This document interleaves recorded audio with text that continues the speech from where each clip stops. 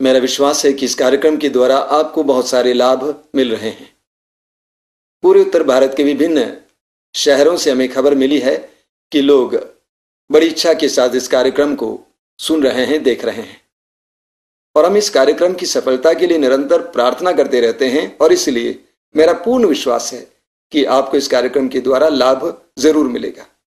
आज इंसान कई प्रकार के दुखों से ग्रस्त है। शारीरिक दुख, मानसिक दुख, आत्मिक पीड़ाएं, पारिवारिक संबंध में समस्याएं, आर्थिक समस्याएं, जीवन के करियर में समस्याएं, कई प्रकार के दुख आज मनुष्य को झेलना पड़ता है। और इन दुखों के पीछे एक बहुत बड़ी समस्या है, और वो समस्या बाइबल बताती है पाप है। पाप हमारे दुखों के पीछे एक बहुत बड़ी समस्या के रूप में हमें देखने को मिलेगा। रोमियो के पत्र के अध्याय 3 वाक्य 23 में प्रभु का वचन कहता है कि सबों ने पाप किया और सभी ईश्वर की महिमा से वंचित रह गए। सबों ने पाप किया और सभी ईश्वर की महिमा से वंचित रह गए। पवित्र ग्रंथ हमें बताता है कि ईश्वर ने हमें अपना प्रतिरूप बनाया। हम ईश्वर के प्रतिरूप हैं। प्रेम, करुणा, दया, शांति, ज्ञान, प्रज्ञा से भरे हुए ईश्वर के प्रतिरूप। लेकिन आज हम अपने आप को देखें, हमें कितना अपने रूप को विकृत देखने को मिलता है। पाप हमारे स्वरूप को बिगाड़ देता है। रोमियो के पत्र के अध्याय 5 उसके वाक्य 12 में पढ़ते हैं, एक ही मनुष्य द्वारा पाप इस संसार में आया और पाप के द्वारा मृत्यु। हम सभी लोग मृत्यु की छाया का अनुभव करते हैं। ये जो दुख हैं, ये जो पीड़ाएं हैं, ये जो रोग हैं, ये सभी मृत्यु की छाया है। आज मनुष्य पाप के बारे में सुनना नहीं चाहता है, ना बोलना चाहता है, लेकिन सत्य यह है, वास्तविकता यह है कि हर मनुष्य पाप के बोझ से दबा हुआ। हमारे ऊपर पाप का बोझ है, समाज के पाप का बोझ, पुरखों के पापों का बोझ, अपने ही पापों का बोझ। ये वास्तविकता है। बाइबल के प्रवक्ता ग्रंथ के अध्याय 21 उसके वाक्य 2 में हम पढ़ते हैं, प्रभु कहता है कि पाप के दांत सिंह के दांतों जैसे, जो मनुष्य की आत्मा का विनाश करते हैं, हमारे जीवन को बर्बाद करता है। बाइबल की उत्पत्ति ग्रंथ के अध्याय 3 में पाप के परिणाम के बारे में हमें पढ़ने को मिलता है। ईश्वर ने आदि मानव को बनाया, आदम और हेवा को बनाया, और वचन कहता है कि ईश्वर ने उन्हें एक सुंदर बगान में रखा। ईश्वर ने उन्हें आज्ञा दी कि सभी पेड़ों के फल खा सकते हैं, लेकिन एक पेड़ के फल नहीं खाना, क्योंकि उस पेड़ के फल खाने से वे मर जाएंगे। लेकिन इंसान ने ईश्वर की आज्ञा का उल्लंघन किया, और आज्ञा के उल्लंघन का, पाप का क्या परिणाम था, इस पर हम मनन चिंतन करेंगे। हम बाइबल में पढ़ते हैं उत्पत्ति ग्रंथ अध्याय 3 में कि आदम और हेवा ने पाप किया, और पाप का पहला परिणाम यह था कि उनकी आंखें खुल गई और उन्होंने देखा कि वे नंगे हैं। उनकी आंखें खुल गई और उन्होंने देखा कि वे नंगे हैं। आंखें खुलने का अर्थ क्या है? आत्मिक, आंतरिक आंखें खुलना। और उन्होंने देखा कि वे नंगे हैं। यहां नग्नता का मतलब वस्त्रहीनता नहीं है, क्योंकि उत्पत्ति ग्रंथ के अध्याय 2 उसके वाक्य 25 में पढ़ते हैं कि मनुष्य नंगा था, लेकिन उसे लज्जा नहीं होती थी। हम पढ़ते हैं कि मनुष्य नंगा था, लेकिन उसे लज्जा नहीं होती थी। तो यह नग्नता का अर्थ वस्त्र से नहीं है। पाप के बाद मनुष्य को अपना ही जीवन शून्य महसूस होता है, बेकार महसूस होता है। और यही कारण है कि बहुत सारे लोग अपने ही पापों के चलते आत्महत्या करते हैं। अपने को, अपने में शून्यता महसूस करना, एक दूसरे का शरीर पाप के लिए और लज्जा के लिए कारण बन जाना, यह पाप का नतीजा है।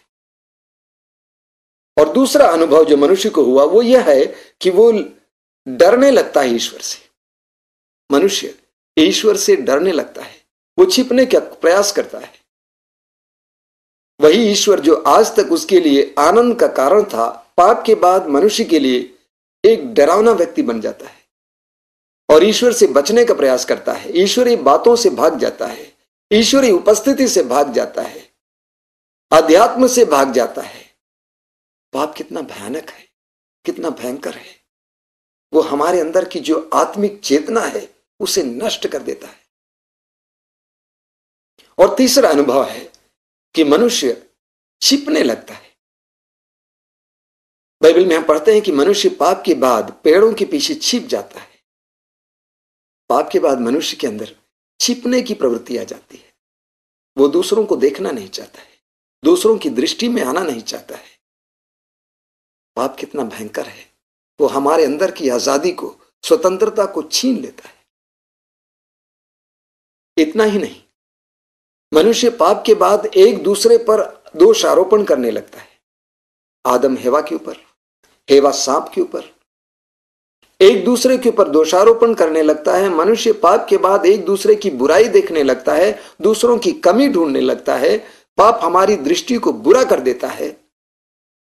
कितना भयंकर है।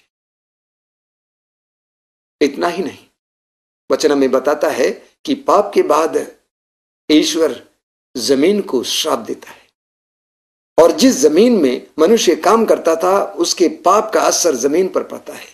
मेरे प्रियो, हमारे पाप का असर हमारी जमीन पर, हमारे जीव जंतुओं पर, हमारे घर परिवार पर, हमारे समाज पर पड़ता है, हमारे धंधे पर, हमारी नौकरी पर पड़ता है। पाप कितना भयंकर है। इतना ही नहीं, आदम और हेवा के पाप का असर उनकी संतान पर पड़ा। उनकी दो ही संतान थी, काइन और हाबिल, दो भाई। काइन ने हाबिल की हत्या की। पाप कितना भयंकर है। पाप कितना भयंकर है। स्तोत्र 107 के वाक्य 10 और 11 में हम पढ़ते हैं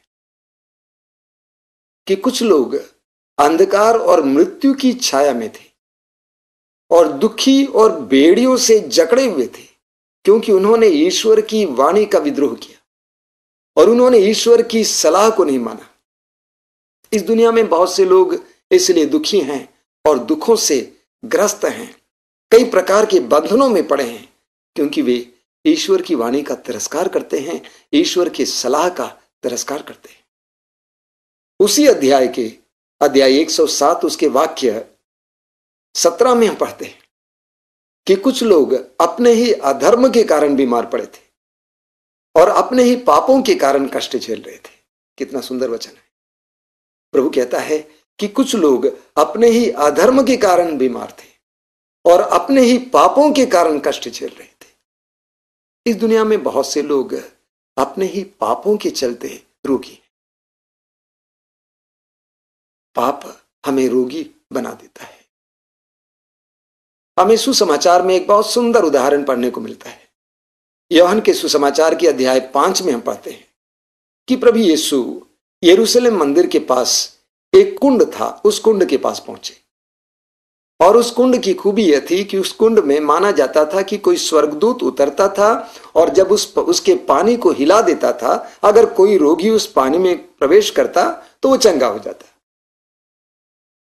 और प्रभु यीशु वहां पहुंचे और वहां पर ढेर सारे रोगी पड़े हुए थे, कई प्रकार के रोगी।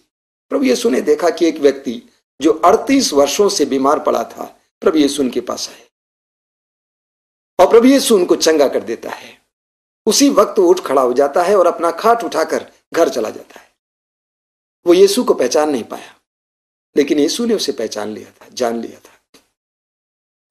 सुसमाचार में हम पढ़ते हैं यूहन्ना अध्याय 5 वाक्य 14 में कि प्रभु यीशु उस व्यक्ति को मंदिर में देखते हैं और प्रभु यीशु उनके करीब जाते हैं और कहते हैं, देखो तुम चंगे हो गए हो, आगे पाप नहीं करना, वरना इससे भी बड़ा संकट तुम्हारे ऊपर आ पड़ेगा।